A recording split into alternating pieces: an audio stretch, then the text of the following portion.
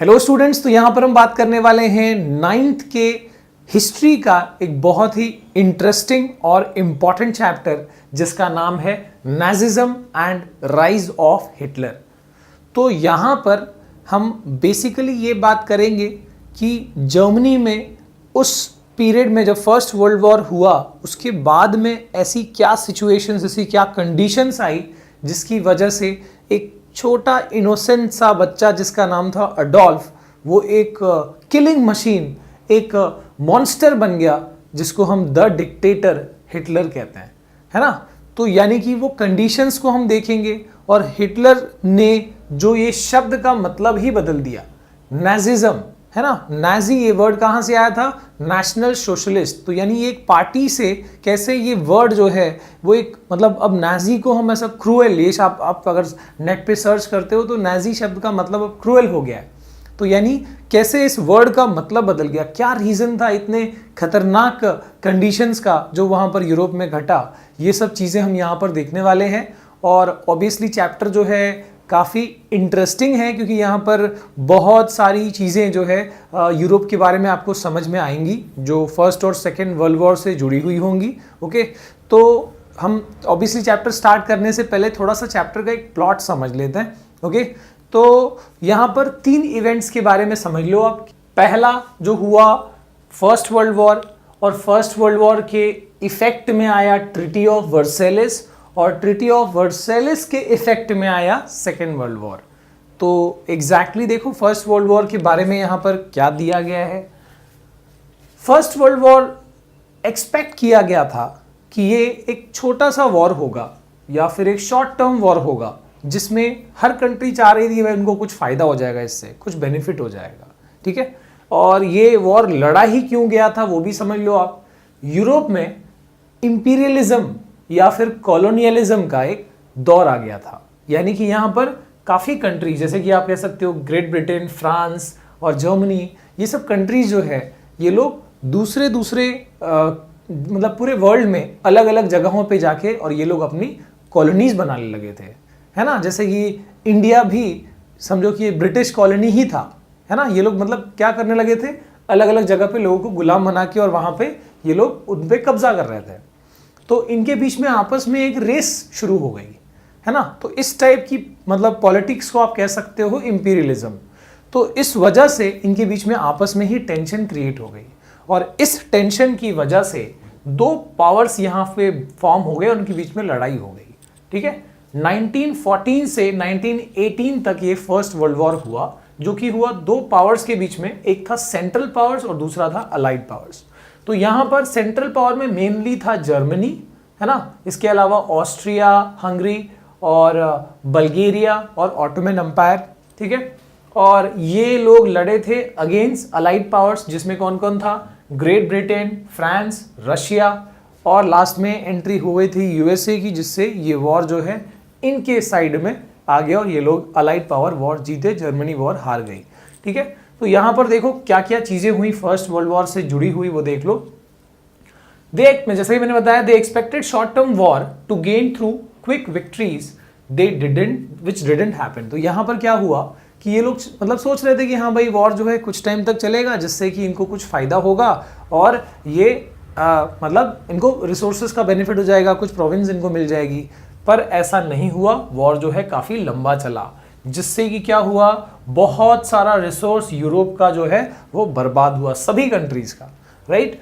तो इसके बीच में देखो शुरू में वॉर जो है वो जर्मनी की तरफ या फिर सेंट्रल पावर के साइड में ज़्यादा भारी लग रहा था। ये लोग जो है स्ट्रांग थे शुरू में, पर जैसे ही यूएस की एंट्री हो गई, है ना, यूएस ने जब एंट्री मारी अलाइड पावर की तरफ से, तो उसके बाद ये लोग जो है हार गए। यहाँ पर देखिए शुरू में वही दिया है, जर्मनी मेड इनिशियल गेन्स, है ना। Germany was a powerful empire, they made initial gain by occupying France and Belgium. यानी कि जर्मनी ने शुरू में वॉर के स्टार्ट में फ्रांस और बेल्जियम पे तो कब्जा कर ही लिया था, पर उसके बाद जैसे ही यूएसए की एंट्री हुई अलाइज ग्रुप में, तो ये लोगों ने क्या किया देखो, और इनको हरा दिया। कब? करीब नवंबर 1918 को, ओके। और जैसा कि मैंने बताया कि ज़्यादातर क्योंकि इतना लंबा चला है वॉर तो बहुत सारा रिसोर्सेस इसमें बर्बाद हुआ। अब ये सोच रहे हैं पूरी कंट्री जो जो जीती हुई सोच रही भाई क्या फ़ायदा हुआ, इससे क्या किया जाए।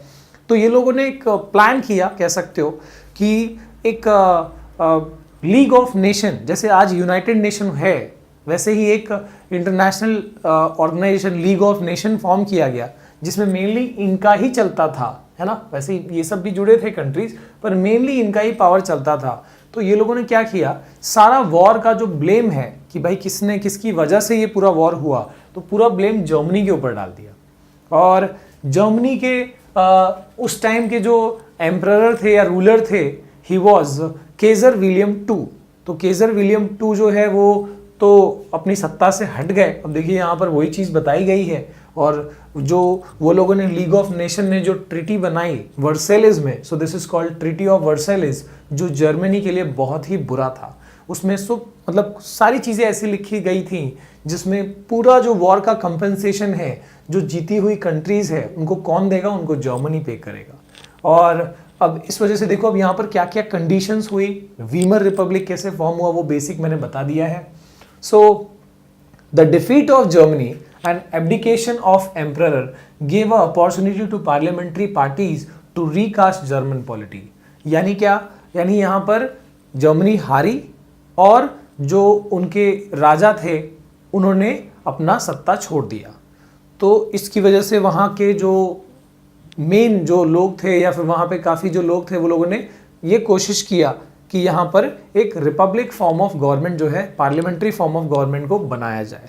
और वो लोगों ने इस नए फॉर्म ऑफ पॉलिटिक्स को बढ़ावा दिया, और जिसकी वजह से वीमर रिपब्लिक ये एक पार्टी जो है, या कह सकते हो ये एक नया फॉर्म ऑफ गवर्नमेंट जो है वो वहाँ पर बन गया। क्या हुआ इसके अंदर देखो, और national assembly met of at Weimar, Weimar एक जगह है वहाँ पर एक नेशनल असेंबली जो है वहाँ पे फॉर्म हुई, या कहो तो एक मीटिंग हुई, जिसके बाद क्या डिसाइड हुआ कि भाई एक जनरल सी वोटिंग होगी जिसमें मेन विमेन सबको बराबर का अधिकार होगा। और उसी वोटिंग से क्या हुआ, डिप्यूटीज को इलेक्ट किया गया, जो कि जर्मन पार्लियामेंट में मतलब रहेंगे जो डिप्यूटीज हैं। और जर्मन पार्लियामेंट के लिए एक टर्म है that is called Reichstag, German parliament को कहा जाता है। तो यहाँ पर ये वीमर रिपब्लिक जो है फॉर्म हो गया, जिसमें अब बहुत सारे डिप्यूटीज इलेक्ट हो गए, ठीक है। और ये नॉर्मल इलेक्शन से हुआ, मतलब वैसे तो ये ठीक ठाक ही चल रहा था, पर फिर भी यहाँ पर जो जर्मन लोग थे दे वेर नॉट, मतलब आप कह सकते हो कि अब यहाँ पर काफ़ी सारे ऐसे जर्मन लोग थे, they were not satisfied by this government, या कह सकते हो ये वीमर रिपब्लिक से वो सेटिस्फाइड नहीं थे। क्यों, वो लोगों का ये मानना था कि ये जो वॉर है ये और चल सकता था और जर्मनी जीत सकती थी। लेकिन ये वॉर का डिफीट किसने एक्सेप्ट कर लिया, इस वीमर रिपब्लिक ने एक्सेप्ट कर लिया। और यहाँ पर जो ट्रीटी ऑफ वर्सेलिस है इसको भी एक्सेप्ट कर लिया। इस ट्रीटी ऑफ वर्सेलिस में काफ़ी सारी ऐसी कंपनसेशन जर्मनी को पे करनी पड़ी जो जीती हुई कंट्रीज थी, ठीक है, ये जर्मनी उनको पे करेगी, ठीक है। ऐसा बहुत सारी चीज़ें लिखी गई थी, वो सब चीज़ें हम आगे देखने वाले हैं। पर फिलहाल इसकी वजह से जो जर्मन मैक्सिमम जर्मन लोग थे अब उनके अंदर इस वीमर रिपब्लिक के लिए गुस्सा भी था, ठीक है। तो अब आगे जाके काफ़ी सारे ऐसे कंडीशंस हुए जिसकी वजह से जर्मनी का मतलब आप कह सकते हो बहुत बुरा टाइम आया। और इतना बुरा टाइम आया कि आप कह सकते हो खाने पीने की बहुत प्रॉब्लम, एम्प्लॉयमेंट तो एकदम ख़त्म ही हो गया, ऐसा कुछ कंडीशंस डेवलप हुआ। और इसके बाद ही आप कह सकते हो कि हिटलर जो है पावर में आया, डिक्टेटर बना, और ऐसी बहुत सारी चीज़ें करी। मतलब आप कह सकते हो शुरुआत में जर्मनी को डेवलपमेंट दिया, और उसके बाद फिर इस ट्रीटी ऑफ वर्सेलिस का और फर्स्ट वर्ल्ड वॉर का पूरा बदला लेने के लिए सेकेंड वर्ल्ड वॉर लड़ा, ठीक है। तो अब सेकेंड वर्ल्ड वॉर का भी मैं अब यहाँ पर हम ट्रीटी ऑफ वर्सेलिस और बाकी चीज़ें डिस्कस करेंगे, पर इसका भी एक बेसिक प्लॉट समझ लो कि सेकेंड वर्ल्ड वॉर जब हिटलर ने लड़ा तो वो अपने उनके साथ में अब कौन सी पावर थी, देखो इट वॉज स्टार्टेड एट 1939 और 1945 तक चला। ये एक्सेस पावर और अलाइड पावर के बीच में था। एक्सेस पावर में कौन कौन है, जर्मनी, इटली और जापान, ठीक है। तो हिटलर ने अपने साथ में इटली और जापान को रखा था एक्सेस पावर में। अलाइड पावर अगेन देखो यहाँ पर ग्रेट ब्रिटेन है, फ्रांस है, ऑस्ट्रिया इस तरफ आ गया भाई अब, और रशिया है और यूएस है। तो यानी कि अब अगेन अलाइड पावर ही यहाँ पर भी अलाइड पावर जीता, ठीक है, क्योंकि obviously Russia US they are powerful country, so उनकी वजह से जीता, ठीक है। पर यहाँ पर स्टार्ट में आप कह सकते हो इधर भी जर्मनी जो है बहुत ही ज़्यादा भारी पड़ा था। ओके, तो ये सब चीज़ें हम डिस्कस करेंगे, ऐसी क्या कंडीशंस थी, ऐसी क्या बातें थी इस ट्रीटी ऑफ वर्सेलिस में, क्या कितनी प्रॉब्लम्स क्रिएट हुई जर्मनी में, इंटरनेशनल पॉलिटिक्स में क्या हुआ, और उसके बाद हिटलर कैसे सत्ता में आया, क्या क्या बुराइयां की, वो सब चीज़ें हम डिस्कस करेंगे। लेकिन आप एक टाइमलाइन को भी यहाँ पर समझ लीजिए कि एक जो पूरा पीरियड है हिटलर के आसपास का, इस फर्स्ट वर्ल्ड वॉर से सेकेंड वर्ल्ड वॉर के बीच में, वो एक मेन जो डेट्स है, इवेंट्स है, वो देख लीजिए। So first world war begins कब चालू हुआ था, देखो 1 अगस्त 1914 को, है ना, 1 अगस्त 1914 को फर्स्ट वर्ल्ड वॉर स्टार्ट हुआ। उसके बाद 9 नवंबर 1918 को जर्मनी ने हार एक्सेप्ट करी, जो हमने देखा वहां पर, ओके। और इसके बाद फर्स्ट वर्ल्ड वॉर खत्म हुआ, यहाँ पे देखते हो 1914 से 18 तक। और इसी के टाइम पे, इसी दौरान जो वीमर रिपब्लिक है, बिकॉज राजा तो चले गए, तो वीमर रिपब्लिक ने अपनी सत्ता भी संभाल ली, यहाँ पर आप कह सकते हो, ठीक है। और 28 जून 1919 को ट्रीटी ऑफ वर्सेलिस, जो हम कह रहे हैं बहुत बुरा फॉर जर्मनी, ठीक है, एक कह सकते हो एक पूरा स्कीम प्लान जो है जर्मनी के खिलाफ बनाया गया था, ठीक है। तो वो चीज़ साइन हुआ। इसके बाद किसने साइन किया था भाई, किसने एक्सेप्ट किया, वीमर रिपब्लिक ने, वो भी हमने देख लिया। और 30 जैन 1933 को Hitler became the chancellor of Germany, यानी हाईएस्ट पावर जो है जर्मनी की, वो किसके पास आ गई, हिटलर के पास। कब, 30 जैन। इसके बाद 1 सितंबर 1939 को Germany invades Poland and world war 2 begins. तो यानी कि इस डेट को कह सकते हो कि जर्मनी ने पोलैंड पे हमला कर दिया और यहाँ पर सेकेंड वर्ल्ड वॉर जो है वो स्टार्ट हो गया, ठीक है। इसके बाद जर्मनी ने हमला कर दिया किसके ऊपर, देखो रशिया के ऊपर, 22 जून 1941। इसके बाद 23 जून 1941 को मास मर्डर्स शुरू हुए ज्यूज के जर्मनी में, जो कराए हिटलर ने ऑब्वियसली। 8 दिसंबर 1941 को क्या हुआ, देखो US joins second world war. यहाँ पे स्टार्ट में जो है अमेरिका नहीं ट्राई कर रहा था कि भाई वो ना जाए सेकेंड वर्ल्ड वॉर में, ना एंट्री करे, क्योंकि वो ऑलरेडी समझ गया था कि भाई फर्स्ट वर्ल्ड वॉर में कितना नुकसान हुआ, कितना प्रॉपर्टीज या कितना रिसोर्सेज बर्बाद हुआ। तो वो बहुत मतलब कोशिश कर रहा था कि वो ना एंट्री करे, पर कुछ ऐसी कंडीशंस डेवलप हुई जिसकी वजह से यूएस को सेकेंड वर्ल्ड वॉर में जाना पड़ा। और देखो 27 जैन 1945 को यहाँ पर सोवियत ट्रूप्स यानी रशिया की आर्मी ने ऑश्विट्ज में, ओके, ऑश्विट्ज हिटलर ने कब्जा कर लिया था और यहाँ पर कंसंट्रेशन और डेथ कैंप्स बनाए थे। तो वहाँ से जो लोगों को कब्जा किया हुआ था हिटलर ने, जिसको कंसंट्रेशन कैंप्स में, उनको सबको छुड़वाया, लिबरेट करवाया। और 8 मई 1945 को देखो अलाइड विक्ट्री इन यूरोप, यानी कि यहाँ पर अलाइड पावर जो है वो जीत गई, ओके, जर्मनी हार गई। और यहाँ पर इसी बीच का देखो अब यहाँ पर एक इवेंट बताया गया है 30 अप्रैल 1945। ये वो डेट है जब Hitler with his closed ones, अपनी फैमिली, अपने प्रोपेगेंडा मिनिस्टर जो कि गोबेल्स था, ठीक है, इन सब के साथ में हिटलर ने सुसाइड कर लिया, जो कि बर्लिन बंकर में हुआ, ओके। तो यहाँ पर आप कह सकते हो कि जो बेसिक आइडिया है वो मैंने बता दिया। और ये जो स्वास्तिक साइन है, ये तो पता ही है भाई, हिटलर का अपना नाजी पार्टी का ये सिंबल था, ओके। और फ्रेंड्स, इसके बाद हम बात करने वाले हैं कि यूरोप और खासकर जर्मनी में क्या ऐसा कंडीशंस डेवलप हुआ या कैसा कंडीशन डेवलप हुआ after the first world war. तो पहला वर्ल्ड वॉर हमने देखा कि भाई अलाइड पावर जीत गई, जर्मनी जो कि सेंट्रल पावर में थी वो हार चुकी है। और जर्मनी के अगेंस्ट एक बहुत ही बुरा वाला treaty, that is treaty of Versailles, यहाँ पर साइन किया गया है, जो जर्मनी का अभी न्यूली बॉर्न वीमर रिपब्लिक है उसने साइन किया है। तो इस वजह से अब जर्मनी पे क्या कुछ बीतने वाला है, ये सब कुछ हम यहाँ पर देखने वाले हैं। तो स्टार्ट करते हैं with the treaty of Versailles. तो ऐसा क्या था ट्रीटी ऑफ वर्सेलिस में, क्या जर्मनी को एज अ वॉर कंपनसेशन देना पड़ा, वो सब चीजें हम यहाँ पर देखेंगे। सबसे पहली पॉइंट कि it is this treaty was very harsh and humiliating, यानी कि ये बहुत ही बुरा और इंसल्टिंग था। किसके लिए? जर्मनी के लिए। क्या था भाई? देखो, जर्मनी लॉस्ट इट्स कॉलोनीज, जो भी उसकी कॉलोनीज थी, जो उसने अपने इंपीरियलिज्म में जो हासिल की थी, वो सब कॉलोनीज जो है यहाँ पर वो लूज कर चुकी है। 1/10 ऑफ इट्स पॉपुलेशन जो उसके टेरिटरी में, देखो यहाँ पर 13% ऑफ इट्स टेरिटरी लॉस्ट, यानी कि उसका जो 13% एरिया है वो लूज किया। किसको लूज किया वो भी देखते हैं। 75% ऑफ आयरन, 26% ऑफ कोल, और ये सब कुछ किसको देना पड़ा? जर्मनी को। कौन सी कंट्री को यहां पर ये चीज दी गई? To France, Poland, Denmark and Lithuania. तो यहां पर as a war compensation, because Germany को ही यहां पर गिल्टी प्रूव किया गया था इस ट्रीटी के अनुसार, और यहां पर फ्रांस, स्पेशली देखो यहां पर ग्रेट ब्रिटेन और फ्रांस था मेनली, यहां पर समझो कि पूरा plan it was of France, और फ्रांस को ये सब चीजें, ये सब सारी कंट्रीज को ये सारी चीजें जर्मनी ने दी, ठीक है, एज अ वॉर। अब दी मतलब क्या? वो लोगों ने ले ली, ओके, एज जो ट्रीटी थी उसके हिसाब से। इसके बाद देखो, allied power demilitarised Germany to weaken its power, यानी अब जर्मनी का पावर को कम करने के लिए, ताकि वो वापस से उठ खड़ा ना हो जाए फॉर अ वॉर, इसके लिए क्या किया इस अलाइड पावर ने? ओके, जो जीता हुआ है उन्होंने क्या कर दिया? जर्मनी की मिलिट्री के पावर को कम कर दिया, है ना, मिलिट्री की स्ट्रेंथ को कम कर दिया।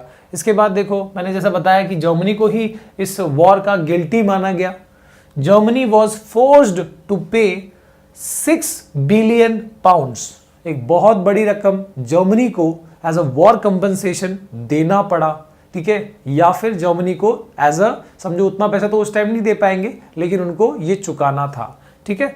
अब यहां पर अलाइड पावर या allied आर्मीज also occupied the resource rich Rhineland, तो वहां पर जर्मनी का एक प्रोविंस था राइनलैंड, जो कि रिसोर्स के मामले में बहुत ही ज्यादा, यानी कह सकते हो आपकी बहुत ज्यादा रिसोर्सेज थे वहां पर, वो वाली जो जमीन थी वो भी अलाइड आर्मीज ने ऑक्यूपाई कर लिया।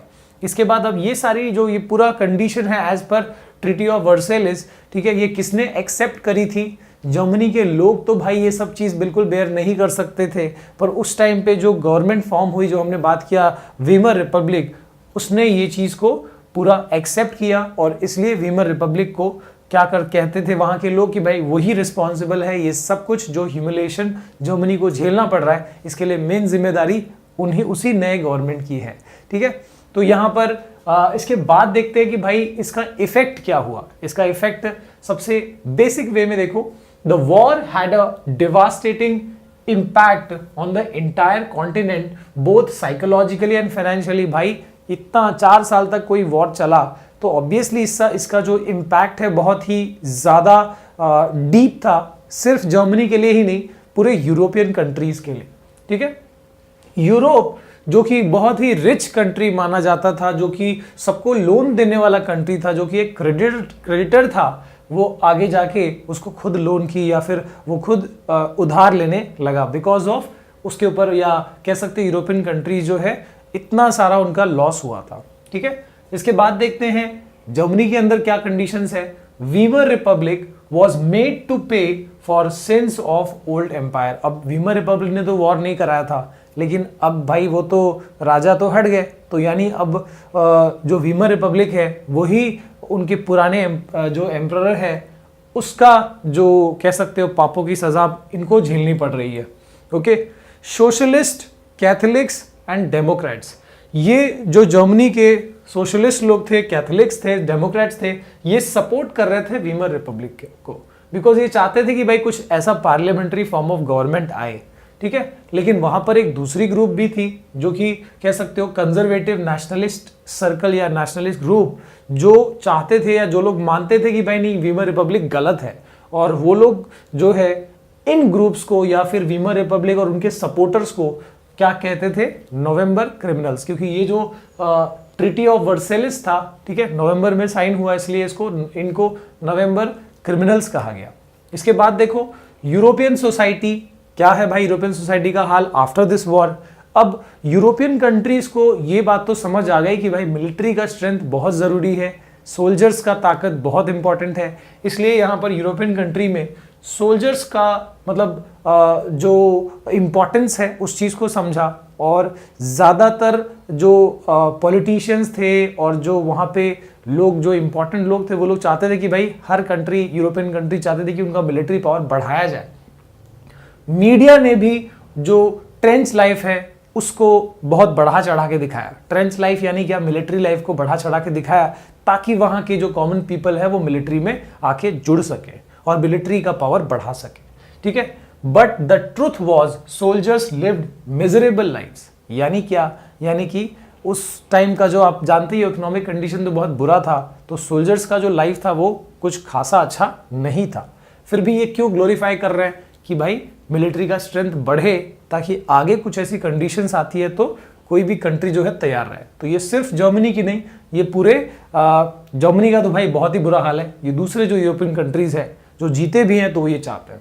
Okay, in such instabilities democracy could hardly find any place. अब ये कहाँ के लिए है, दिस इज फॉर जर्मनी, कि भाई जर्मनी में अब कोई डेमोक्रेसी पे इतना भरोसा नहीं कर रहा है क्योंकि इतना बुरा हुआ है उनके साथ कि भाई अब क्या होगा वो चीज़ वो खुद नहीं जानते। इसके बाद देखो यहाँ पर अब जर्मनी में क्या कंडीशन, इतना बुरा कंडीशन हो गया, ऐसा ट्रीटी है, उनका सारा जो कह सकते हो आप उनका रिसोर्सेस, पैसा सब कुछ जाने वाला है। तो ऐसे में जर्मनी में दो ग्रुप्स बन गई, जो कि हम पहले से ही देख रहे हैं कि यहाँ पर एक कंजर्वेशनिस्ट जो है ये अलग हो गए और ये कैथलिक, सोशलिस्ट और ये डेमोक्रेट्स वीमर रिपब्लिक के साथ खड़े हो गए। तो यानी अब दो ग्रुप कौन सी बन गई, एक तो हम जानते हैं वीमर रिपब्लिक जो कि चाहती थी डेमोक्रेसी इन द कंट्री, और दूसरा बन गया ये स्पार्टसिस्ट लीग। तो इस लीग में या इनका आइडियोलॉजी किसके ऊपर बेस्ड था, हमने रशियन रेवोल्यूशन पढ़ा है, तो उस रशियन रेवोल्यूशन का जो बोल्शेविक, उस रेवोल्यूशन में बोल्शेविक ग्रुप्स थे, उनका जो आइडियोलॉजी था दैट इज कम्युनिज्म। ये लोग चाहते थे जर्मनी में भी कम्युनिज्म लाना, और इन्होंने एस्टेब्लिश किया Soviet workers, Soviets of workers यानी ग्रुप्स ऑफ वर्कर्स फॉर्म किया, ग्रुप्स ऑफ सेलर्स फॉर्म किया in different cities of Germany. और अब इन लोगों से लड़ने के लिए जो वीमर गवर्नमेंट थी वहां पर, उन्होंने अपना फ्री कॉर्प्स जो है उनकी मदद से इनको क्रश किया, इनको कह सकते हो आप, इनसे बहुत इनको सप्रेस किया गया, ठीक है। इस लीग को या जो मेन गवर्नमेंट को जो अपोज कर रहा है उनको ये लोगों ने, है ना, जो गवर्नमेंट है वीमर रिपब्लिक, इन्होंने बहुत अपोज किया और उनको जो है सप्रेस किया गया, ठीक है। अब इस वजह से, क्योंकि जर्मनी में ही यहाँ पर कह सकते हो कि दो थॉट्स है, एक कम्युनिज्म का और एक डेमोक्रेसी का। अब कह सकते हो इस वजह से जो आगे हिटलर का जो इमर्जेंस हुआ, हिटलर के इमर्जेंस में जर्मनी में क्योंकि आपस में ही यूनिटी नहीं थी, इसलिए हिटलर को कोई प्रॉपरली अपोज नहीं कर पाया, ठीक है। क्योंकि अगर यूनाइटेड होते तो लड़ सकते थे उसके खिलाफ, बिकॉज हिटलर की सारी थॉट्स जो है सही नहीं थी, वो चीज़ हम आगे देखेंगे। इसके बाद की बात करें अगर हम, तो अब जो सोशल और इकोनॉमिक कंडीशन है जर्मनी की वो कैसी हो गई इस इतने बुरे ट्रीटी के बाद, ठीक है, वो हम देखेंगे। तो जैसा कि आपको पता है जो कंपनसेशन, वॉर कंपनसेशन अब जर्मनी को पे करना है, तो कैसे पे किया गया, देखो, पेमेंट ऑफ लोन्स। इस वॉर को लड़ने के लिए जर्मनी ने लोन्स लिए थे, उस चीज का पेमेंट, प्लस ये जो वॉर रिपरेशन या वॉर कंपनसेशन का जो पेमेंट है वो किया जाने लगा बाय गोल्ड। अब ऑब्वियसली एक साथ तो नहीं कर सकते, जैसे जैसे उनके पास वो चीज़ अवेलेबल हो रही है वैसे वैसे वो पे कर रहे हैं। और अगर गोल्ड की, इससे क्या हो गया, गोल्ड और दूसरे रिसोर्सेज के डिप्लीशन या कमी होने लगी, क्योंकि ये सब चीज़ ऐसा लोन और जो भी वॉर रिपरेशन है उस चीज़ में अब ये जर्मनी को पे करना पड़ रहा है, राइट। अब इसके बाद क्या हुआ, इन 1923 जर्मनी रिफ्यूज टू पे, क्योंकि जर्मनी के पास अब खुद के लोगों के लिए पैसा नहीं है, तो वो कहाँ से अब ये रिपरेशन कॉस्ट जो है वो पे करेंगे। अब इसके लिए क्या किया फ्रांस ने, देखो मेनली अब जर्मनी को कौन अब यहाँ पर परेशान कर रहा है, ज़्यादा देख सकते हो फ्रांस। तो फ्रांस ने क्या कर दिया, उसका एक इंडस्ट्रियल एरिया था दैट वाज रूर, इस एरिया को क्या कर दिया, फ्रांस ने ऑक्यूपाई कर लिया। जर्मनी का एक बहुत ही कमर्शियल एरिया था उस चीज़ को, उस एरिया को। अब क्या हुआ इसके बाद, Germany tried to improve the condition by printing paper currency recklessly, यानी अब जर्मनी को लगा कि यार हमारे पास एक तो रिसोर्स भी नहीं है, इतना हम कंपनसेशन कॉस्ट पे कर रहे हैं, लोन्स पे कर रहे हैं, और इसके अलावा हमको अपने कंट्री में जो लोग हैं उनके लिए कैसे हम कर सकते हैं। तो वो लोगों ने कोशिश किया कि भाई चलो ठीक है, गोल्ड नहीं है ना, तो हम जो करेंसी है वो ज़्यादा प्रिंट करेंगे। अब ये चीज़ बहुत मतलब इकोनॉमिक है, आप इसको समझ सकते हो कि कोई भी कंट्री जो है ना करेंसी के लिए या फिर ज़्यादा जो नोट्स है वो प्रिंट करके वो अमीर नहीं बन सकता, है ना। नोट्स छाप के अमीर बनता हो तो सब लोग नोट्स ही छाप देते हैं, है ना। बल्कि ज़्यादा अगर करेंसी हो जाएगी तो उससे क्या होगा, अगर रिसोर्स नहीं है आपके पास, करेंसी ज़्यादा है, तो यानी क्या, उस आपकी करेंसी का वैल्यू कम हो जाएगा। अब यही चीज़ हुई यहाँ पर। अब ये जो पेपर करेंसी ज़्यादा छप जाने की वजह से क्या हुआ कि उसकी सर्कुलेशन बढ़ गई मार्केट में, और जिससे जो वहाँ की करेंसी थी, क्या थी जर्मनी की currency, it was German mark, उसकी वैल्यू कम हो गई, है ना, वो फॉल हो गया उसका वैल्यू। अब कितना कम हुआ वो चीज़ भी आप देख सकते हो। जो वैल्यू अप्रैल तक एक अमेरिकन डॉलर, 1 US डॉलर जो है 24,000 मार्क्स था, है ना, अब वो चीज़ अगले ही महीने देखो, अप्रैल के बाद मई में वो $1 की कीमत कितनी हो गई, 353,000 मार्क्स, और उसके बाद अगस्त में हो गया 4,621,000 मार्क्स, और इसके बाद दिसंबर तक वो आ गया, $1 की कीमत आ गई 98,860,000 मार्क्स, और जो कि आगे जाके $1 की ट्रिलियंस ऑफ जर्मन मार्क में उसकी वैल्यू आ रही है। अब जो जर्मन मार्क है उसकी वैल्यू $1 की कंपैरिजन में कितनी पुअर हो गई वो आप देख सकते हो, ठीक है। यानी अगर आपको $1 दिया जा रहा है तो आपको कितना ट्रिलियंस ऑफ मार्क्स देने होंगे, आप समझो इस चीज को। अब इससे क्या होगा, अब इतना समझो आप इंटरनेशनल लेवल पे उनका करेंसी इतना कम हो गया जिस वजह से वहाँ के जो गुड्स हैं, जो चीज़ें हैं, उसकी वैल्यू जो है, उसकी प्राइस जो है वो बढ़ गई। The value of mark collapse, prices of goods sold, और यानी कि यहाँ पर ये क्या आ गया, this condition is called hyper inflation. Economics की भाषा में इसको हाइपर इन्फ्लेशन कहते हैं, यानी बहुत ही बुरा कंडीशन, इतना महंगाई बढ़ गया कि आप सोच नहीं सकते। समझो कि खाने पीने की चीज़ें, ब्रेड भी लेने जाना है तो झोला भर के आपको नोट्स लेके जाने हैं, ऐसा कंडीशन वहाँ पर डेवलप हो गया, जिस वजह से वहाँ पर आप कह सकते हो एम्प्लॉयमेंट से लेके मतलब हर चीज़ छिन गई, वहाँ पर लोगों का कंडीशन बहुत ही ज़्यादा बदतर हो गया।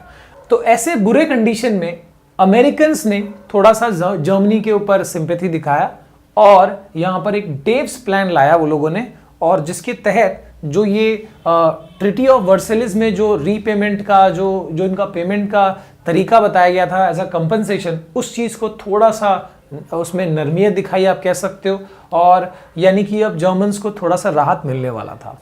अब ऐसा होने ही वाला था कि यहाँ पर अब थोड़ा जर्मनी जो है स्टेबल हो रहा है, कि अब क्या हो गया, देखो एक ग्रेट इकोनॉमिक डिप्रेशन आया अमेरिका में। यानी जो अमेरिका सपोर्ट कर रहा था जर्मनी को थोड़ा सा, ठीक है, इस फाइनेंशियल क्राइसिस में, उसको अमेरिका को खुद ही यहाँ पर एक डिप्रेशन का सामना करना पड़ा। एक इकोनॉमिक क्राइसिस वहीं पर आ गई। कैसे आई, क्या हुआ, देखो जो वॉल स्ट्रीट एक्सचेंज है, आप कह सकते हो आज भी दुनिया का सबसे बड़ा जो आप स्टॉक एक्सचेंज कह सकते हो, वो मार्केट अमेरिका का है, ये वॉल स्ट्रीट एक्सचेंज। और वहाँ पर क्या हुआ, एक बड़ा क्राइसिस आया जिसकी वजह से उनका खुद का कंडीशन खराब हो गया। अब अमेरिकन का कंडीशन खराब हो गया तो इसमें क्या होगा, देखो आगे 1929 से लेकर 1932 के बीच में जो अमेरिका का नेशनल इनकम है वो खुद रिड्यूस हो गया टू हाफ। सोचो उनका खुद का नेशनल इनकम हाफ हो गया, यानी बहुत बड़ा डिफरेंस क्रिएट करेगा ये पूरे वर्ल्ड की इकोनॉमी में। और वही चीज हुई, और ज्यादा डिफरेंस किसके ऊपर आया, जर्मनी के ऊपर, बिकॉज अमेरिकन सपोर्ट कर रहे थे इकोनॉमिकली फाइनेंशियली जर्मनी को। और यहां पर आप देख सकते हो वर्ल्ड वाइड इंपैक्ट था, ठीक है, ज्यादा इंपैक्ट जर्मनी पे हुआ। जर्मनी में इंडस्ट्रियल प्रोडक्शन जो है वो घट के 40% हो गया, और एम्प्लॉयमेंट वहां पर छिन गया, यानी कि अनएम्प्लॉयमेंट आ गया। अनएम्प्लॉयमेंट आएगा तो लोग भाई बेरोजगार हो गए, तो फिर क्या होगा, क्राइम्स बढ़ेंगे। वही चीज हुई, लोगों को खाने के पैसे नहीं, और बुरा कंडीशन डेवलप यहाँ पर होने लगा। और ऐसी कंडीशन में वीमर रिपब्लिक जो वहां पर जर्मनी में जो गवर्नमेंट चल रही थी, वो गवर्नमेंट भी कोलैप्स होने लगी। तो अब इसके बाद यहां पर आप क्या बात कर सकते हो कि एग्जैक्टली हिटलर जो है उनका इमर्जेंस इसी की ऐसे ही बुरे कंडीशंस में आप कह सकते हो कि हिटलर जो है वो राइज होने लगे। और 1930 1992 तक जर्मनी का जो इकोनॉमिक कंडीशन है वो और ज्यादा बदतर हो गया, क्योंकि अब उनको कोई भी सपोर्ट नहीं मिल रहा। ठीक है, इसके बाद वर्कर्स लॉस्ट, यहां पे जर्मनी का जो और कंडीशन है वो चीज समझ लेते हैं हम। वर्कर्स लॉस्ट देयर जॉब्स और वेर पेड रिड्यूस्ड वेजेस, या तो बहुत लोगों के जॉब चले गए हैं या तो जो अभी कर रहे हैं उनके वेजेस भी कम है। ओके, इसके बाद 6 मिलियन अनएम्प्लॉयमेंट, मतलब जो 6 मिलियन पीपल वेर अनएम्प्लॉयड, यार मतलब बहुत ज्यादा अनएम्प्लॉयमेंट वहां पर आ गया। अब ऐसी हालत हो गई कि लोगों को अपने गले में इस तरह के कटआउट्स लेके घूमने पड़ते थे। और देखो क्या लिखा हुआ, willing to do any work, मतलब स्किलफुल बंदा भी है, उनको काम नहीं है तो क्या करेंगे, इतना अनएम्प्लॉयमेंट है तो गले में कटआउट लेके इस तरह के वो घूम रहे हैं। इतना बुरा हाल है। आप टेक्स्ट बुक में देखोगे तो वहां पर ये भी इवन दिखाया गया है कि उस ठंड में रात में सोने के लिए भी उनको शेल्टर के लिए भी पे करना पड़ता था। और वो सोने का कंडीशन भी कैसा, एक वायर ऐसे दिया है उसके ऊपर वो बस अपना सिर रख रहा है, इस तरह का वहां पर पिक्चर दिया हुआ है। तो आप सोच सकते हो कि भाई कितना ज्यादा बुरा हाल होगा ऐसे में जर्मनी का। यूथ्स प्लेड कार्ड, पत्ते खेल रहा है, and simply sat at street corners, कुछ काम नहीं है भाई तो क्या करेंगे, अपना आपस में ऐसे ही संगठन बना के घूम रहे हैं। और desperately cued up at local employment exchange, तो यानी कि उनको नौकरी नहीं है तो जो लोग इंटरेस्टेड है वो जा रहे हैं वहां के एम्प्लॉयमेंट एक्सचेंज में।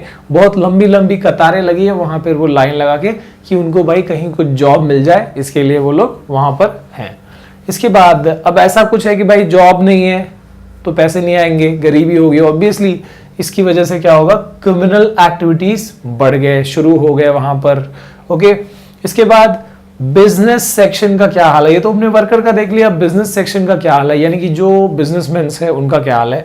उनको एक चीज का डर सता रहा है, वो क्या है भाई, प्रोलिटेरियनाइजेशन। ओके, तो इसका मतलब क्या है, इसका मतलब है कि उनको एक डर सताने लगा किस चीज का, कि भाई उनका जो इतना पावर था, उनके पास इतना पैसा था जिससे उनका एक रुतबा था, अब अगर पैसा नहीं रहेगा तो उनको भी वैसी जिंदगी जीनी पड़ेगी जैसी वर्कर्स की होती है। तो ऐसे फियर को क्या कहते हैं, इट इज कॉल्ड प्रोलिटेरियनाइजेशन। ओके, तो ऐसे में देखते हैं पीजेंट्स का यानी फार्मर्स का क्या हाल है। Peasantry were affected by sharp fall in agricultural prices, है ना, एग्रीकल्चर प्रोडक्ट का प्राइसेस भी गिरा, उस वजह से फार्मर्स को भी बहुत झेलना पड़ा। Womens were unable to fill their childrens stomach, भाई गरीबी आएगी तो ये सारी चीजें होनी ही है। इसके बाद पॉलिटिकली अब देखते हैं कि भाई ऐसे हालात है जर्मनी में, तो जो वहां पे गवर्नमेंट है, हमने देखा था वीमर रिपब्लिक, वो क्या कर रहे हैं।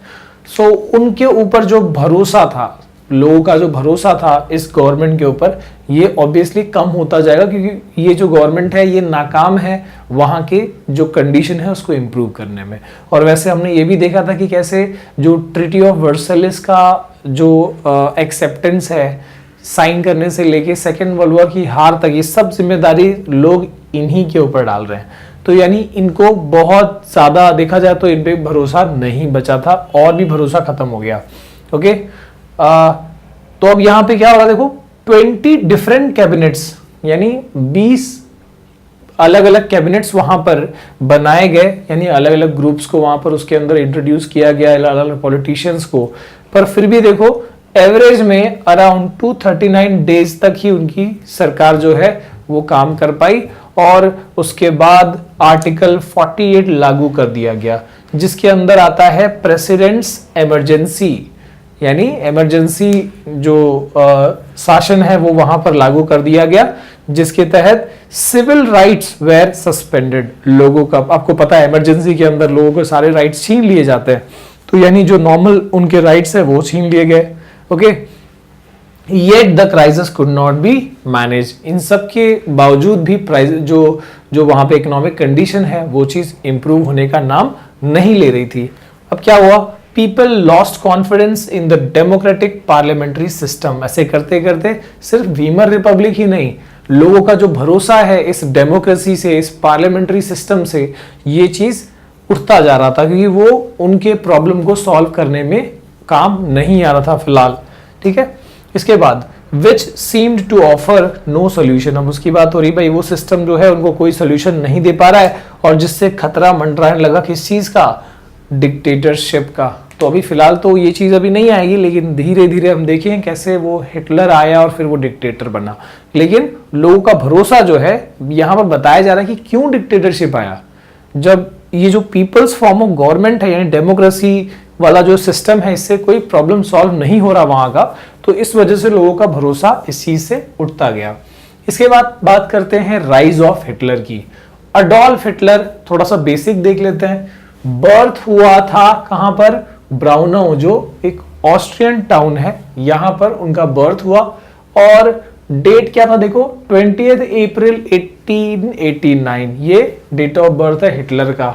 भाई कोई बात नहीं। पेरेंट्स की बात करते हैं, इनके फादर का नाम था एलोइस हिटलर, मदर का नाम था क्लारा। ओके, और इनका जो बचपना है वो ऑब्वियसली पॉवर्टी में गुजरा।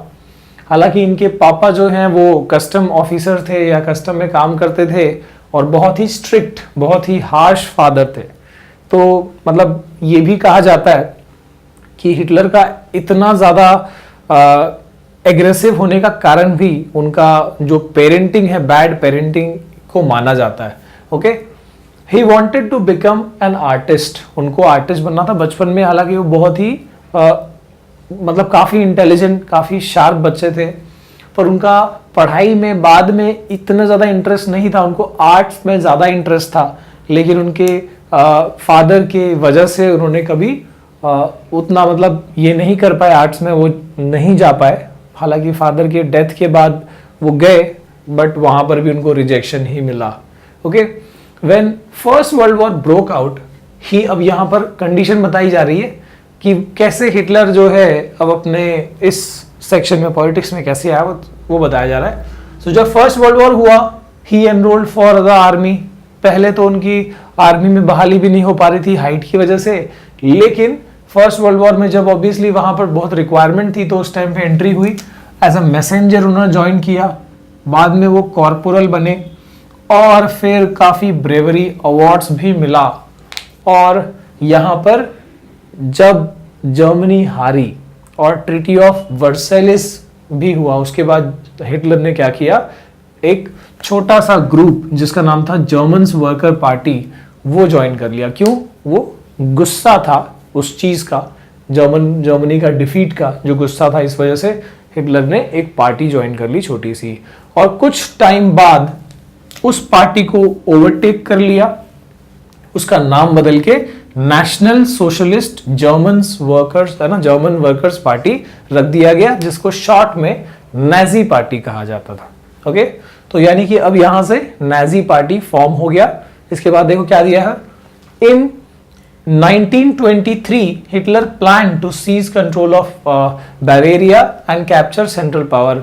जो वहां पे जर्मनी का पावर है वो कैप्चर किया जाए, लेकिन क्या हुआ, he failed and he was arrested.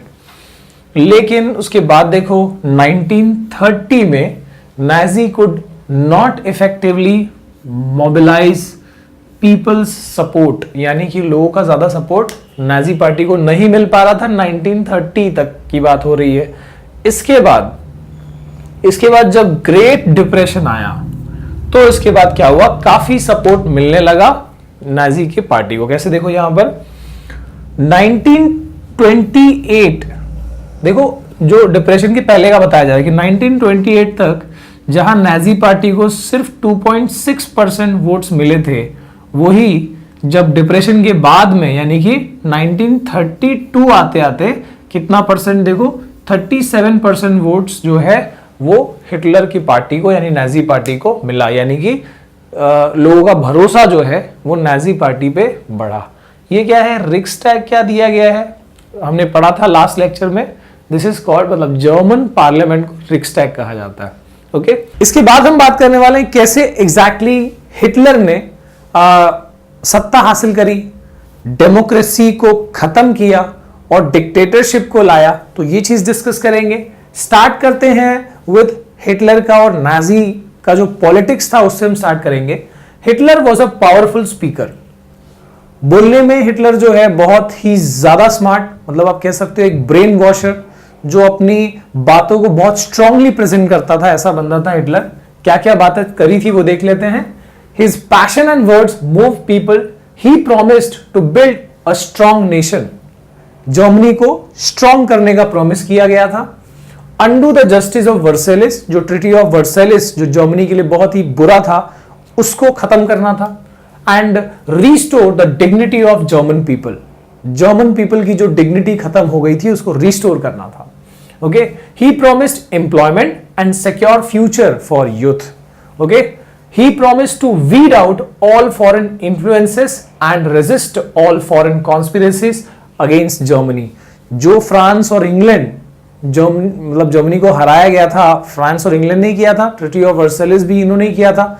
तो यानी कि आप देख सकते हो जनरली फ्रांस और इंग्लैंड का बहुत ज्यादा इंफ्लुएंस हो गया था ये पॉलिटिक्स में, ये वर्ल्ड पॉलिटिक्स में, इस तरह की पॉलिटिक्स में, ये ट्रीटी ऑफ वर्सेलिस में। तो जो ये षड्यंत्र रचा गया था जर्मनी के खिलाफ, उन सब चीजों को खत्म करने का वादा हिटलर ने किया। अब लोगों को काफी भरोसा हुआ क्योंकि ये बंदा भी स्मार्ट और बोलने में भी एक्सपर्ट। ठीक है, अब देखो यहां पर क्या हुई। He devised a new style of politics, mass mobilization, massive rallies, public meetings, है ना, एकदम बड़े तौर पे। आप देख सकते हो आपके टेक्स्ट बुक में उसका इमेज दिया होगा। बड़े तौर पे एकदम बड़े बड़े रैलीज निकालते थे और फुल यूनिफॉर्म के साथ में, है ना। लोग देखेंगे तो लगे यार बाप रे, क्या मतलब ये बंदा है जो कुछ कर सकता है। एक्चुअली हिटलर का या नाजी पार्टी का जो प्रोपेगेंडा था वो यही था कि हिटलर को एज अ मसीहा शो करना। अब ये मसीहा क्या होता है? जो सेवियर है, जो हिटलर, जो जर्मनी को बचाने के लिए कोई बंदा अगर पैदा हुआ है तो वो हिटलर है। ये चीज नाजी पार्टी चाहती थी कि लोगों के दिमाग में ये जाए, और ऐसा हुआ भी। ओके, और इन सब चीजों से ये जो बड़ा बड़ा रैलीज करना, इसे क्या हासिल करना चाहता हिटलर कि भाई उसका सपोर्ट उसकी तरफ बढ़े और जर्मनी में एक यूनिटी आए, और वो चीज काफी हद तक हुई भी। ओके, ये तो आप जानते ही हैं भाई, उनकी पार्टी का सिंबल था स्वास्तिक। ओके, इसके बाद है डिस्ट्रक्शन ऑफ डेमोक्रेसी। कैसे हिटलर ने डेमोक्रेसी को खत्म किया? On 30th Jan 1933 president Hindenburg offered the chancellorship, the highest position in the cabinet of minister, to Hitler. Hitler को, जो आप कह सकते हो इस डेट को चांसलर बनाया गया जर्मनी का। यानी कि आप कैसे, जैसे हमारे यहाँ पे प्राइम मिनिस्टर होता है, वैसे वो हाईएस्ट पोजीशन ऑफर किया गया। लेकिन हिटलर का एम कुछ और था। हिटलर क्या चाहता था? डेमोक्रेसी चाहता ही नहीं था वो तो चाहता था कि भाई ये चीज खत्म हो। उसको सिर्फ और सिर्फ अपना ही पावर चाहिए था जर्मनी पे, यानी डिक्टेटरशिप, तानाशाही। देखो कैसे आया वो। अ mysterious fire that broke out in the German parliamentary building in Feb facilitated this move. 28th Feb, अब वो डेट दिया गया 28th Feb 1933 को, यानी जब चांसलर बन गया हिटलर उसके बाद। अब यह मिस्टीरियस फायर कहा गया है, पर आप कह सकते हो कि भाई हिटलर ने ही वो आग लगवाई और पार्लियामेंट्री बिल्डिंग में, क्योंकि भाई पार्लियामेंट्री सिस्टम ही नहीं चाहिए था। और इससे क्या हुआ? This indefinitely suspended civic right. जो लोगों का जो अधिकार होता है डेमोक्रेसी में, वो सब चीज खत्म कर दी गई, है ना। Freedom of speech, freedom of press, freedom of assembly, है ना। तो यानी ये सब चीजें खत्म, यानी एक तरह का इमरजेंसी वाला सिचुएशन जो है वो ला दिया। अब ये इमरजेंसी एग्जैक्टली नहीं कह सकते। अब ये चीज जो है क्या कर रहा है? पूरा का पूरा गवर्नमेंट का पावर या पूरा का पूरा हिटलर के ऊपर ये सारा पावर जर्मनी का आ जाएगा, ऐसा कोशिश हो रहा है। Then he targeted communist, Democrats, जो लोग भी चाहते थे कि भाई ये लोगों की सरकार हो, लोगों का यहाँ पर वर्चस्व हो, ये सब चीजें खत्म कर दी, है ना। कम्युनिस्ट लोगों को कंसंट्रेशन कैंप्स भेज दिया गया। आपको पता ही है कंसंट्रेशन कैंप्स ऐसे बनाए गए थे जो जिनको भी सजा देना है हिटलर को, उन सब लोगों को उन कैंप्स में भेजा जाएगा और बहुत बुरा सलूक होगा वहां पर। ओके, एंड अब ये डेट ये बहुत इंपॉर्टेंट है। On 3rd March 1933 the famous enabling act was passed. अब ये इनेबलिंग एक्ट क्या था? ये इनेबल करता था डिक्टेटरशिप इन जर्मनी, यानी डेमोक्रेसी को खत्म कर दिया गया और प्रॉपरली इस डेट को जर्मनी में डिक्टेटरशिप यानी तानाशाही आ गई। यानी पूरा का पूरा जो रूल है 100% अब सिर्फ हिटलर के हाथ में है जर्मनी का। ओके, इससे क्या क्या चीजें हो गई, क्या चेंजेस आए वो डिक्टेटरशिप से, वो देखो। It gave Hitler sole power of Germany, सारा पावर है ना, फाइनेंशियल से लेके सोशल से लेके हर टाइप का पावर जर्मनी का हिटलर के पास आ गया। All political parties and trade unions were banned, यानी नाजी पार्टी को और उसके एसोसिएट्स को छोड़ के बाकी सारी पार्टियां, सारे ट्रेड यूनियंस को बैन कर दिया गया। अब देखो डिक्टेटरशिप में क्या क्या होता है। The state established complete control over the economy, media, army and judiciary, यानी कि वहां की मीडिया जो न्यूज है वो सब कुछ, सब लोग सिर्फ हिटलर के लिए काम करें, नहीं तो फिर भाई बंद हो जाए, ये सब चीजें खत्म कर दी गई। हिटलर ने अलग अलग टाइप के, यहां पर आप देख सकते हो अलग अलग टाइप के पुलिस, जो नॉर्मल पुलिस तो थे ही, उसके अलावा ये देखो यहां अलग अलग टाइप के पुलिस का फॉर्मेशन कर दिया। और एक्चुअली ये कह सकते हो कि ये उनके स्पाई पुलिस थे। जैसे यहां पर एक देखो सीक्रेट स्टेट पुलिस कहा गया है, जो एक्चुअली क्या करेंगे, वहां पे देखेंगे, घूमेंगे एरिया में, और अगर कोई भी हिटलर के खिलाफ कुछ भी साजिश कर रहा है या कोई बातें कर रहा है तो उसको बिना किसी लीगल नोटिस के अरेस्ट करके और कंसंट्रेशन कैंप में भेज सकते थे और टॉर्चर कर सकते थे। यानी कि कोई वहां पर डिसिप्लिन जो है एकदम, आप कह सकते हो नॉर्मल जो लोगों का पावर है वो खत्म कर दिया गया। अगर आपको सोचना है जर्मनी में तो बस हिटलर के बारे में, हिटलर को लेके सोचना है। अगर कोई हिटलर के खिलाफ कुछ साजिश हो रही है तो बस चीजें खत्म कर दी जाएगी। तो इस तरीके से हिटलर ने डिक्टेटरशिप को जो है, डेमोक्रेसी को खत्म करके और डिक्टेटरशिप लाया। अब इसके बाद आगे क्या क्या हुआ वो हम इसके बाद देखेंगे हिटलर कैसे अपने जो प्रोमिसेस है जर्मन लोगों को जो किया था हिटलर ने और नाजी पार्टी ने, तो वो कैसे पूरा किया वो यहां पर देखते हैं। This is reconstruction of Germany by Hitler after dictatorship. तो जैसे ही तानाशाही जर्मनी ने हिटलर ने लाई जर्मनी के अंदर, तो वहां पर क्या क्या किया, क्या क्या मूव्स किए जिससे कि जर्मनी की कंडीशन अच्छी हो जाए, वो हम देखते हैं। तो स्टार्ट करते हैं with the first part, that is economic जो प्रॉब्लम थी वो कैसे सॉल्व करी वहां की। सो हिटलर ने क्या किया था, इकोनॉमिक प्रॉब्लम को सॉल्व करने के लिए एक बहुत ही बड़े इकोनॉमिस्ट थे, उनको अपॉइंट किया था। ही वॉज जाल्मर सैक्ट, और इसको अलग अलग तरीके से प्रोनाउंस किया जा सकता है ऑब्वियसली। तो ये जो बंदे थे ये इकोनॉमिस्ट थे और बहुत बढ़िया मतलब व्यू कर सकते थे या बहुत बढ़िया इकोनॉमिक चेंजेस ला सकते थे, और वही किया इन्होंने। He aimed for full production and full employment through a state funded work creation programme, यानी कि गवर्नमेंट का समझो कि प्रोजेक्ट चलाया और उसके अंदर क्या किया कि फुल एम्प्लॉयमेंट होगा, जो एम्प्लॉयमेंट छिन चुका था उसके लिए ही ये प्लान लाया गया। फुल एम्प्लॉयमेंट रहेगा और हम फुल प्रोडक्शन करेंगे, ऐसा वादा किया गया, ऐसा वहां पर शुरू कर दिया गया प्रोजेक्ट। और इसी प्रोजेक्ट के तहत जर्मन सुपर हाईवेज, जो आज भी जाने जाते हैं सुपर हाईवेज, और एक बहुत ही फेमस कार ब्रांड फोक्सवैगन, ये दोनों ही चीजें जो है इसी प्रोजेक्ट के टाइम पे आ गई थी या जर्मनी को मिली थी या दुनिया को मिली थी, आप कह सकते हो। और इसके बाद ये तो हो गया हमारा मतलब जो इकोनॉमिक डिफिकल्टीज है उसके बारे में। अब फॉरेन पॉलिसी में भी हिटलर ने जो है बहुत जल्दी सक्सेस पाया था। उसमें क्या किया था हिटलर ने वो देखते हैं।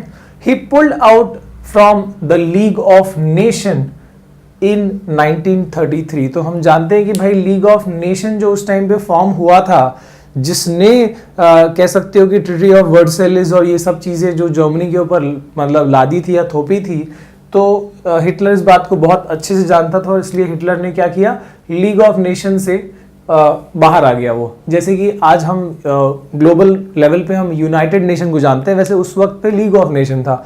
तो उससे वो बाहर आया क्योंकि वो जानता था कि उसको जो पॉलिसीज करनी है फॉरेन पॉलिसीज, उसमें वो लीग ऑफ नेशन उसको कोई सपोर्ट नहीं करने वाला ही, बल्कि वो अपोज करेगा। He occupied the Rhineland he reoccupied the Rhineland in 1936। ये हमने ऑलरेडी पढ़ा है कि कैसे राइनलैंड जो कि जर्मनी का रिसोर्स वाला एक बहुत ही ज्यादा रिसोर्स जहां पर था, वो एक एरिया था, और जो जर्मनी से छिन चुका था वो चीज वापस हिटलर ने ले ली। Okay, he integrated Austria and Germany, Austria को जर्मनी के साथ जोड़ दिया हिटलर ने इन 1938 अंडर स्लोगन, क्या slogan, one people one empire one leader. तो यानी कि ऑस्ट्रिया में भी जर्मन स्पीकिंग लोग थे, तो उस हिसाब से हिटलर ने क्या किया, उनको कंबाइन कर लिया, यूनाइट कर लिया जर्मनी के साथ, और बेसिकली वो अपना एक्सपेंशन ही कर रहे थे हिटलर, ठीक है। इसके अलावा सुडेंटेनलैंड, वहां पर भी जर्मन स्पीकिंग लोग थे, जो कि कहां था, चेकोस्लोवाकिया में, वहां पर भी कब्जा कर लिया गया, ठीक है। इन ऑल दिस, अब ये सब चीजें जो हुई, जो हिटलर ने दूसरे दूसरे जगहों पे कब्जा किया और फॉरेन पॉलिसीज में चेंजेस लाए, ठीक है, he had unspoken support of England, यानी कि यहां पर हिटलर को सपोर्ट मिल रहा था, मतलब भले ही वो डायरेक्ट सपोर्ट नहीं था, इनडायरेक्ट सपोर्ट था, किसका, इंग्लैंड का, क्योंकि इंग्लैंड का ये मानना था कि जो ट्रीटी ऑफ वर्सेलिस है वो जर्मनी के ऊपर एक बहुत ही ज्यादा हार्श ट्रीटी है, और इसलिए इंग्लैंड जो है वो इनडायरेक्ट सपोर्ट दे रहा था जर्मनी को। इसके बाद देखते हैं ये सैक्ट का क्या हुआ। तो जो यहाँ पर इकोनॉमिस्ट थे जो जर्मनी को आगे बढ़ा रहे थे या सपोर्ट कर रहे थे हिटलर को, उन्होंने एडवाइस किया हिटलर को कि ज्यादा इन्वेस्टमेंट ना किया जाए, कहां पर, आर्मी में बहुत ज्यादा इन्वेस्टमेंट ना किया जाए, या वापस से री आर्मामेंट में वापस इतना सारा इन्वेस्टमेंट ना किया जाए, इससे क्या हो सकता है, इकोनॉमिक क्राइसिस आ सकती है, और हिटलर को ऐसे लोग पसंद नहीं थे, ठीक है। हिटलर जो है वो चाहता था कि जो भी लोग उसके साथ हैं वो बिल्कुल डरे ना, अगर थोड़ा भी डर दिख रहा है तो भाई हिटलर उनको अपने साथ नहीं रखता था, इसके लिए सैक्ट को हटा दिया गया।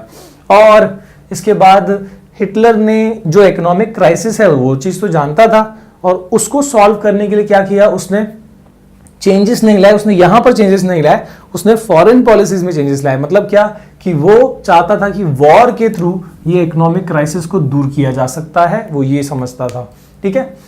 इन सितंबर 1939 में जर्मनी ने पोलैंड पे कब्जा किया, और इससे शुरू हो गया, कह सकते हो आप, देखो फ्रांस और इंग्लैंड, इसने अब वॉर कर दिया हिटलर के या जर्मनी के अगेंस्ट में, क्योंकि ये पोलैंड पे कब्जा किया, मतलब ये लोग समझ रहे हैं अब कि ये एग्जैक्टली अब कौन सा प्लान है हिटलर का। और इसके लिए समझो कि यहाँ पर सितंबर 1939 जब जर्मनी ने पोलैंड पे इन्वेजन किया, तब समझो फ्रांस और इंग्लैंड ने हमला कर दिया है, और यहाँ से शुरू हो गया जो एक्चुअल सेकेंड वर्ल्ड वॉर है, ठीक है। इन सितंबर 1940, यानी बिल्कुल इसके करीब एक साल बाद, हिटलर, अब जब ये वॉर चल रहा है, फ्रांस और इंग्लैंड जो है अब जर्मनी पे हमला कर रहे हैं, इनके बीच में वॉर चल रहा है, तो हिटलर ने समझा कि हाँ भाई इसमें थोड़ा सा और पावर को बढ़ा लेना चाहिए, और इसलिए इस सितंबर 1940 को एक ट्रीपार्टीट पैक्ट साइन हुआ, जो जर्मनी ने साइन किया विथ इटाली एंड जापान। तो यानी कि यहाँ पर हिटलर को सपोर्ट मिला और बहुत ही ज्यादा पावर बढ़ा हिटलर का, और यहाँ पर इसीलिए देखो कहा जाता है कि at the end of 1940 Hitler was at Pinnacle of his power, यानी अपने पावर के एकदम चरम पे था, ठीक है। हिटलर बहुत ज्यादा पावरफुल बन चुका था इस टाइम तक, लेकिन अब यहाँ पर एक छोटी, या कह सकते हो एक बहुत बड़ी गलती हो गई हिटलर से। एक्चुअली हिटलर ने जानता था कि भाई यूरोप में जो सोवियत है, जो रशिया है, वो बहुत पावरफुल है, और उससे लड़ना फिलहाल के लिए बहुत मुश्किल हो सकता है, इसलिए हिटलर ने पहले, अभी तुम्हारे टेक्स्ट बुक में नहीं दिया हुआ है, लेकिन हिटलर ने पहले नो वॉर पैक्ट साइन किया था रशिया के साथ, कि भाई 5 साल तक हमसे ना, हम आपसे लड़ाई करेंगे ना आप हमसे लड़ सकते हो, ऐसा हिटलर ने रशिया से साइन किया था। लेकिन फूड की कमी होने की वजह से, ठीक है, रहने की जगह भी वो चाहता था, और इन सब रीजन से हिटलर ने क्या किया था, रशिया पे, सोवियत यूनियन यानी रशिया पे अटैक कर दिया जून 1941 को। और यहीं पे मैंने लिखा कि ये बहुत बड़ा मिस्टेक हो गया, क्योंकि अब मान लो ये जर्मनी है, ठीक है, ये इसका वेस्ट साइड है, ये इसका ईस्ट वाला साइड है, तो अब यहां से वेस्ट से वॉर चल रहा है इंग्लैंड के साथ में, फ्रांस के साथ में, यहां से वॉर चल रहा है जर्मनी का। अब जर्मनी ने ईस्ट साइड में यानी कि रशिया से वॉर छेड़ दिया, यानी कि यहां से भी अब उसको लड़ना पड़ेगा। तो अब ये उसकी आर्मी दोनों साइड में फाइट कर रही है, और इस वजह से अब यहाँ पर देखो, he expose western front of Germany to British. देखो यहाँ पर ये ब्रिटिश के साथ में ब्रिटिश आर्मी जो है एयर बॉम्बिंग कर रही है वहां पर, एयरफोर्स, एंड ईस्टर्न फ्रंट जो है वो किसके साथ में, पावरफुल रशियन रेड आर्मी के सामने खुला कर दिया, और इस वजह से अब जर्मनी जो है अब खतरे में आ गया। यहाँ पर देखो वही चीज दिया है कि सोवियत आर्मी जो है उनको तो भाई ठंड में लड़ने की आदत है, और जर्मन आर्मी उतना ज्यादा ठंडी बर्दाश्त नहीं कर सकती जो रशिया में है, और इस वजह से सोवियत आर्मी ने जो जर्मन आर्मी है उनको खदेड़ते हुए बर्लिन तक पहुंच गए, ठीक है। अब इसके बाद क्या होने वाला है, बर्लिन यानी कि ऑब्वियसली जर्मनी तक पहुंच गए, जर्मनी के अंदर घुस गए। मीनवाइल अब देखो बात करते हैं यूएस की, जो अमेरिका है वो अब तक वॉर से बचा हुआ था या वो वॉर में जाने से अपने आप को रोक रहा था। क्यों? क्योंकि वो जानता था फर्स्ट वर्ल्ड वॉर में कितना इकोनॉमिक प्रॉब्लम्स आए थे और इस वजह से अमेरिका जो है वॉर में नहीं जाना चाहता था। पर अब देखो यहां पर जापान की वजह से अमेरिका जो है सेकेंड वर्ल्ड वॉर में एंट्री किया। क्यों? जापान जो है वो एक्सपेंशनिज्म कर रहा था, है ना, वो चाहता था कि भाई उसको और ज्यादा प्रोविंसेस मिले, कब्जा करे, वो रूल करे, और इसलिए उसने फ्रेंच जो कॉलोनी थी इंडो चाइना वहां पर उसने कब्जा किया था और वो प्लान कर रहा था अटैक करने के लिए किस पे, naval base, US naval base पे, विच वाज पर्ल हार्बर। और बेसिकली अटैक भी कर दिया था पर्ल हार्बर पे, किसने, जापान ने, जो कि अमेरिकन नेवल बेस था, है ना। Pearl Harbor was American naval base और वहां पर जापान ने अटैक कर दिया और इस वजह से अब अमेरिका को एंट्री मारनी पड़ी सेकेंड वर्ल्ड वॉर में, और मजबूरी में ही सही, लेकिन यहाँ पर एक बहुत ही ज्यादा खतरनाक, बहुत बुरी चीज हुई। देखो क्या हुआ, वॉर एंड खत्म हो गया, ठीक है चलो, मई 1945 में हिटलर की डिफीट के साथ में। और दूसरी चीज जो मैं सबसे बुरी वाली बोल रहा हूँ वो ये है, अमेरिका ने ड्रॉप किया एक एटम बॉम्ब, किसके ऊपर, जापान का एक जगह था हिरोशिमा। इसके बाद हम बात करेंगे कि एग्जैक्टली हिटलर जो है अपने मतलब जो एक्सटर्नली जो वॉर चल रहे थे उसके अलावा कंट्री के अंदर कौन सी वो एक्सप्लॉयटेशन, क्या डिस्क्रिमिनेशन कर रहा था, वो चीज हम यहाँ पर डिस्कस करेंगे, ठीक है। तो starting with the Nazi world view. अब नाजी का जो सोच है, ठीक है, पूरी दुनिया को लेके या पूरी सोसाइटी को लेके वो क्या है वो देखो। The crimes that Nazi committed were linked to the system of belief and set of practices। तो यानी जो नाजी से जो क्राइम, मतलब वो एग्जैक्टली जो कर रहे थे, जो हिटलर जो क्राइम कर रहा था, ये कुछ सोच और कुछ विचारधारा से मतलब जुड़ा हुआ था, जो कि एक बिल्कुल भी सही सोच नहीं था, ठीक है। बट एग्जैक्टली आप देखो तो नाजी का जो आइडियोलॉजी है वो एग्जैक्टली सिर्फ एक पर्सन का आइडियोलॉजी था, वो हिटलर का आइडियोलॉजी था। यानी कि ये प्योर डिक्टेटरशिप है जिसमें एक बंदे का सोच पूरे दुनिया, सिर्फ जर्मनी पे नहीं पूरी दुनिया पे उसका जो असर है वो हो रहा है या होने वाला है, ठीक है। तो इसमें सोशल डिस्क्रिमिनेशन था, उस आइडियोलॉजी के तहत सोशल डिस्क्रिमिनेशन था जो जर्मनी के अंदर ही अब दिखाई दे रहा है, या नॉर्मली वो पूरी सोसाइटी को ही वो डिवाइड कर दे रहा है, ठीक है। और ये बेस था रेशियल हायरार्की पे, ओके। इसमें हिटलर का मानना था या नाजी पार्टी का मानना था कि जो लोग हैं वो दो टाइप्स में डिवाइडेड हैं, ठीक है। As per the Nazi and Hitler, जो जर्मन सोसाइटी है वो दो पार्ट्स में डिवाइडेड है, एक डिजायरेबल्स और एक अनडिजायरेबल्स। डिजायरेबल्स वो जिनको जीने का अधिकार है अकॉर्डिंग टू देम, ठीक है, और इनको सुपीरियर माना जाता था। कौन थे ये लोग?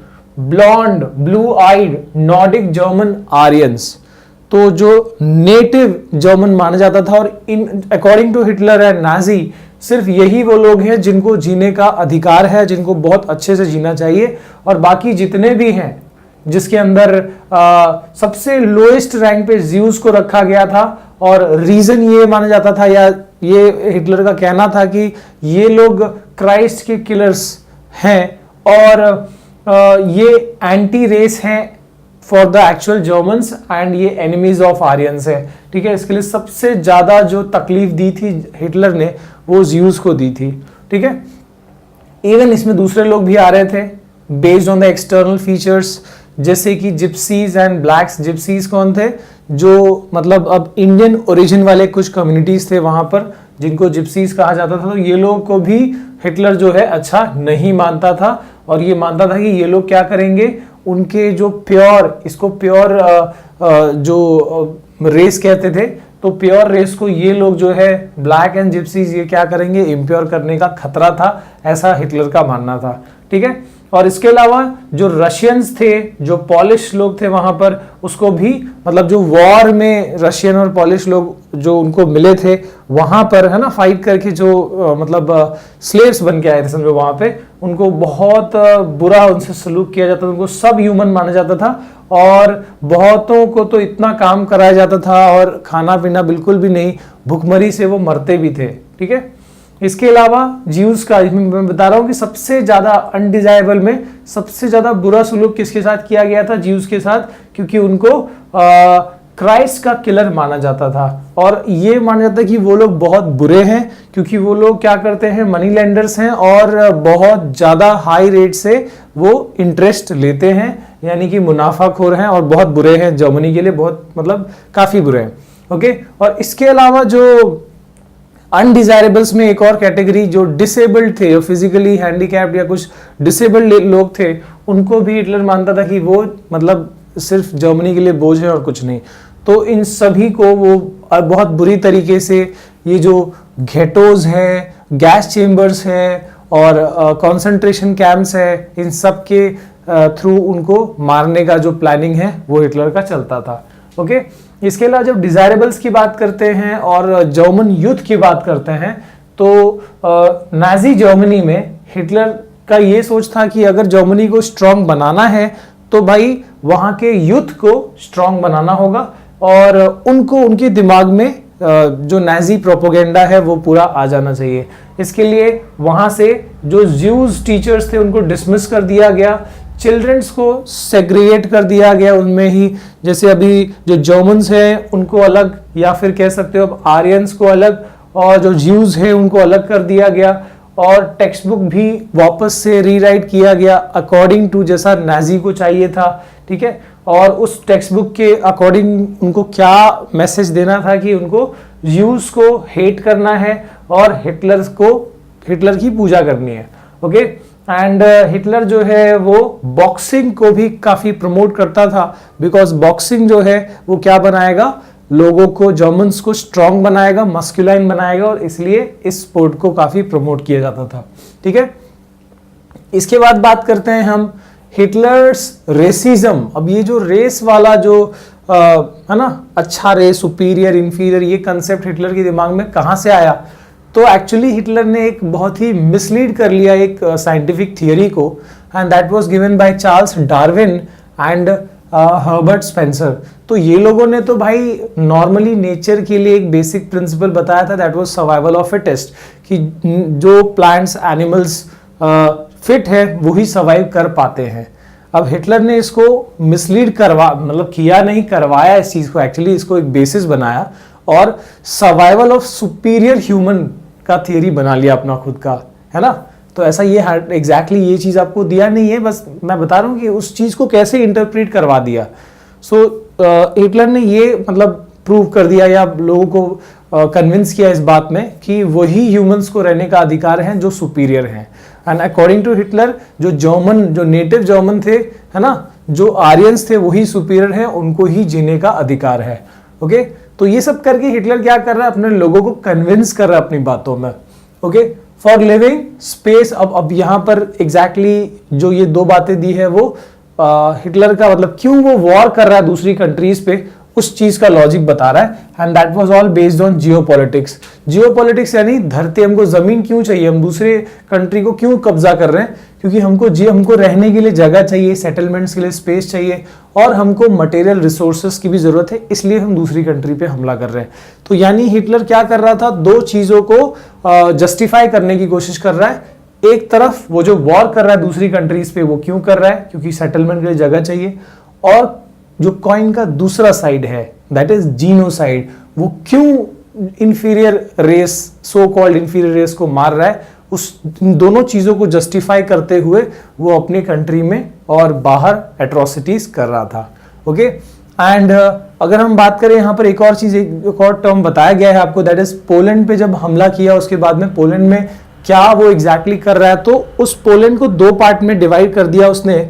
ठीक है, और उसमें एक पार्ट में जो जर्मन से उनको सेटल करवाया गया, ओके, सेटलमेंट्स के लिए, और उसका जो दूसरा हिस्सा था उसमें एक जनरल गवर्नमेंट वहां पर फॉर्म कराया गया, या जनरल गवर्नमेंट एक ऐसा अब दूसरा रीजन को चला रहा है, वो क्या कर रहा है, वहां पर क्या हो रहा है, वहां पर जो पोलैंड वाले जो पॉलिश लोग हैं उनको वहां पर रखा जा रहा है, और जो जिनको अनडिजायरेबल माना जा रहा है उनके लीडर्स को मार दिया गया ताकि उनका जो सोच है वो ज्यादा आगे ना बढ़े। ओके, और वो लोग अगेंस्ट या अपोज ना करें इस सारे एट्रोसिटीज को।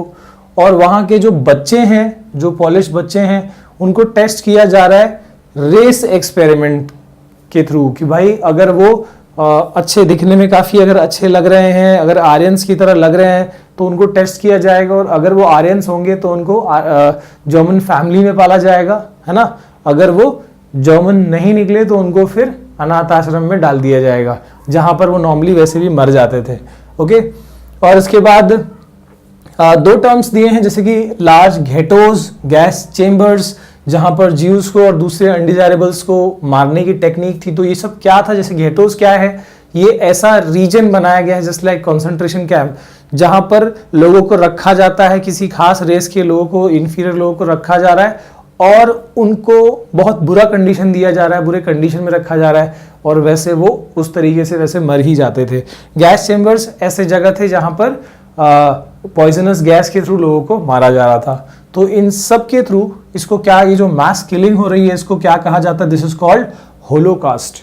ठीक है, तो ये चीज जो है बहुत बुरा जो है वहां पर चल रहा था। ओके, और अब देखो एक और चीज बताई गई है कि हिटलर जो है कैसे अपने लोगों से काफी प्यार करता था, या अपने जर्मन्स को वो कैसे ट्रीट करता था। तो desirable childrens Hitler wanted to see multiplied. जो actual German as per Hitler थे, वो चाहता था कि वो बच्चे जो है काफी ज्यादा पैदा हों। ओके, और इसके लिए हिटलर ने क्या किया, देखो अब यहाँ पर एक तो पहली बात कि वो मेन और विमेन्स को इक्वल नहीं मानता था। ठीक है, वो चाहता था कि इनके बीच में काफी डिस्क्रिमिनेशन लगा रहे। मेन जो है वो स्ट्रांग है, मस्कुलाइन है, वो देश के लिए काम करें, और विमेन्स जो हैं वो क्या करें, वो सिर्फ आर्यन वाले जो pure breed as per them, उनको, उन बच्चों को पैदा करें, उनको पाले पोसे। और अगर किसी विमेन ने अनडिजायरेबल बच्चा पैदा किया, यानी कि आप समझ सकते हो, ठीक है, अनडिजायरेबल बच्चा मतलब बोलने का मतलब ये कि अगर उनका लुक्स, उनका एक्सटर्नल फीचर जो है अगर अच्छा नहीं रहा तो उनको पनिश किया जाएगा। और अगर किसी विमेन ने डिजायरेबल बच्चा पैदा किया तो उनके लिए रिवॉर्ड रखा गया था। थिएटर्स में, रेलवे टिकट्स में, हर चीज़ में उनको कंसेशन, हॉस्पिटल्स में उनको अच्छा ट्रीटमेंट, और उसके अलावा ऑनर क्रॉसेस भी दिए गए।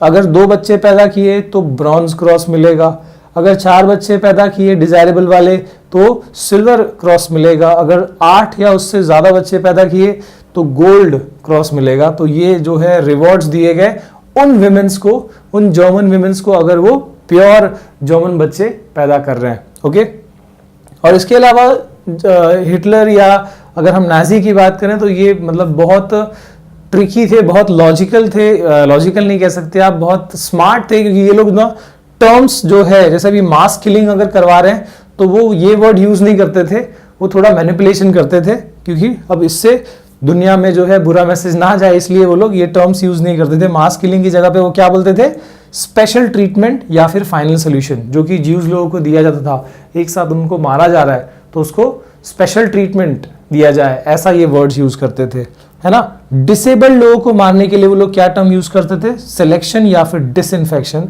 और गैस चेंबर वाला ट्रीटमेंट के लिए वो लोग यूज करते थे इवैक्यूएशन। तो इस तरीके से जर्मनी का आप कह सकते हो बहुत ही बुरा दौर, है ना। वो लोग इकोनॉमिकली तो डेवलप हुए, लेकिन उनके इंटरनली ही कितने लोगों को मारा गया, और बाहर वो लोगों ने कितने लोगों के साथ में वॉर किया, कितने जाने गई, है ना। इसी वॉर में हमने देखा कि कैसे हिरोशिमा नागासाकी पे एटम बॉम्ब गिराया गया। तो ये सब चीजें जो है, शुरुआत, इसका जड़ जो है यहाँ हिटलर या फिर नाजी से शुरू हुआ। सिर्फ वहीं से नहीं, ट्रीटी ऑफ वर्सेलिस से स्टार्ट हुआ। तो जिससे हमको ये पता चलता है कि एग्जैक्टली अगर कहीं भी डिस्क्रिमिनेशन होगा, है ना, तो उस चीज के ऊपर, उस चीज के खिलाफ आवाज उठनी चाहिए। अगर फर्स्ट वर्ल्ड वॉर के बाद जर्मनी के ऊपर अगर डिस्क्रिमिनेशन नहीं हुआ तो ट्रीटी ऑफ वर्सेलिस का, तो शायद ये ऐसा कुछ भी नहीं हुआ होता। ओके, तो इससे वर्ल्ड को एक बहुत बड़ा मैसेज मिला, और उसके बाद फिर एक अच्छा, एक सही ऑर्गेनाइजेशन बनाया गया, that was the United nation, है ना। लीग ऑफ नेशन जो है वो थोड़ा बायस था, ये यूनाइटेड नेशन ने मतलब काफ़ी जो है चीज़ों को समझता है, और जिससे डिस्प्यूट्स, इंटरनेशनल डिस्प्यूट्स, और कहीं पे कोई देश के अंदर कोई दिक्कत हो रही है तो उसको सॉल्व करने की कोशिश करता है। और इसी के साथ हमारा ये चैप्टर मतलब ख़त्म होता है, अगर आपको कोई और टॉपिक में डाउट हो तो कमेंट सेक्शन में बताइए। Thank you for watching, see you again, bye bye.